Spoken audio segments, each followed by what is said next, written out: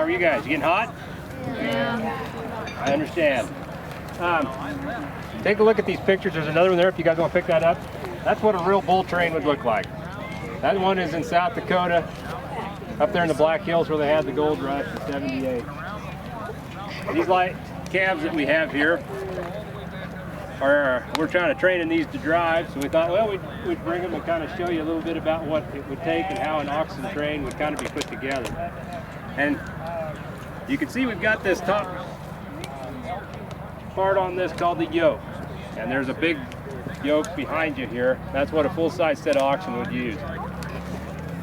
And these rounded U-shaped bows is what they're called. It's what snugs that harness up underneath the neck so that it can pull the load. Through the freighting history, we read a lot about these guys would have kind of on an average 6 yokes of oxen to pull one wagon. And you'd have had a wagon about this length with a trailer about the same length. And you'd had 6,000 pounds of freight in that wagon. Some of them were bigger, some of them were smaller, but that's a very good average for what they would have been. If you were figuring between $8 and $10 a hundredweight for the freight costs, if you were at the upper end of that, you'd have $600 worth of freight in your wagon, just freighting fee. So that's pretty good money, considering $25 is kind of an average laborer pay. Somebody just doing any job would be about $25. So the freight company was making good money. They'd pay their teamsters about $80 a month, which was an extremely high amount of money for those times. If you had to go and buy yourself an outfit of oxen, $25 to $50 would get you a set of oxen. Mules, $50 to $75. And if you had horses, they would charge you anywhere from $75 to $150, depending on how broke they were. And we're just showing you an example of driving oxen. The American way of driving was to walk beside them. They'd walk all day beside them. They never rode the wagon very much. The wagons were so rough they didn't want to ride them, and it was just better to walk. If you would have made 2 miles an hour all day long, you stopped at noon for a little while to rest, then you'd have went back to driving again at night, so you might get 15 or 20 miles in a day driving these animals. So it would have been a long day, and if it was hot, it would have been really miserable. If it had been cold, it would have been really miserable. I think even if it was nice, it would have been really miserable, because I think it was a very tough task. And then when you got done where you were going, you had to take the yokes off, drop all the chains that you were drawing these wagons with off the oxen. And depending what time of the year and the quality of the grass was along the trail, you might have to drive these oxen a half a mile or more to let them graze. Because as the trail was grazed down with all the traffic in the summer, the grass got shorter and shorter and shorter along the trail.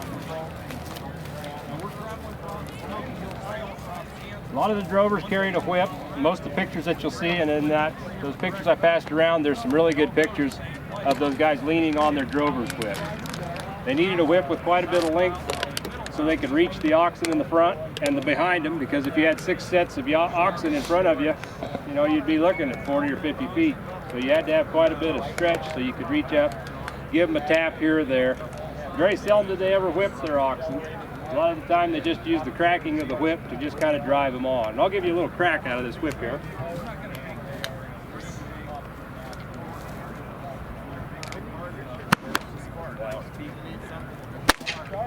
And they talked about a constant barrage of cracking whips in a big freight outfit. So they'd been cracking their whips. The bullwhacker, as they called the drivers of these wagons with the oxen, they cussed terribly. And they smoked, and they chewed, and they drank. They were a really, really rough bunch of people, but they said they were very, very kind to their oxen. They cared deeply about them, and you'd have to be able to drive every day like they did and do a good job of being a freighter.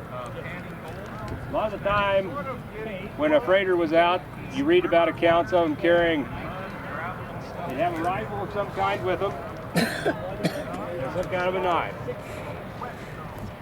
A lot of those that you read about, they all talk about them having those two things. Some of them probably had pistols, some of them probably did this or that or the other, but those are two things that they talked about most likely a freighter would have pretty close at hand. these wagons loaded with this freight, if you take today's terms of these semis that we have going down our highways, it takes a little over 8 wagons and trailers to fill one semi. So the efficiency of our day is a lot better. So it's basically the same thing as what we get at the store when we go. Those people were getting off these wagons.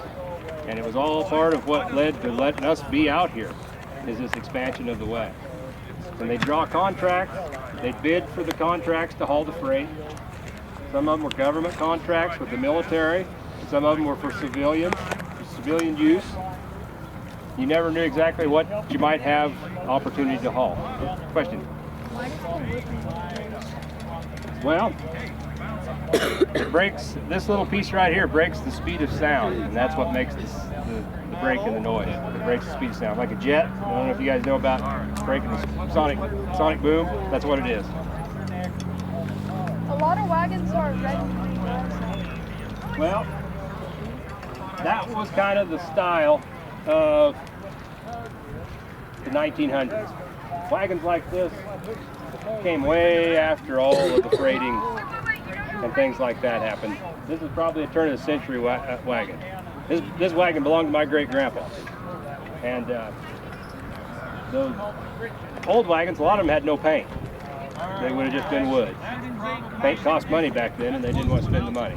So a lot of them would have just been a wood bed, very little paint. Sometimes they would paint them after they ran them a while. But I think red and green, it was just kind of a trend color of the time. This is a John Deere wagon. So if anybody knows about John Deere tractors, they're green. And but the green and the red wheel combination was pretty prevalent. There were some orange wagons out there. So just depending on what you decided, combination-wise, you could paint them yourself.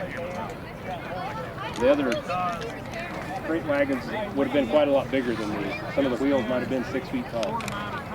So you had a lot of weight there. And if you got to the mountains where things were getting steep and the terrain was getting really tough, they'd bring all the wagons to a stop below where they needed to start hooking on. And they might take 4 or 5 different sets of oxen, 6 oxen per yoke. So they might have 30 oxen hitched in one line to get wagons up over hills. So you get it up to the top, you stop, you'd unhook, go back down, bring another one up. So it would have been quite a task to move this freight. Not so much here. I mean, it was hard on the plains, but when you got into some of that higher elevation, it really would have been extremely difficult to move the freight. Any other questions? You guys want to give those calves a scratch? You're more than welcome. Anybody? Hop over there.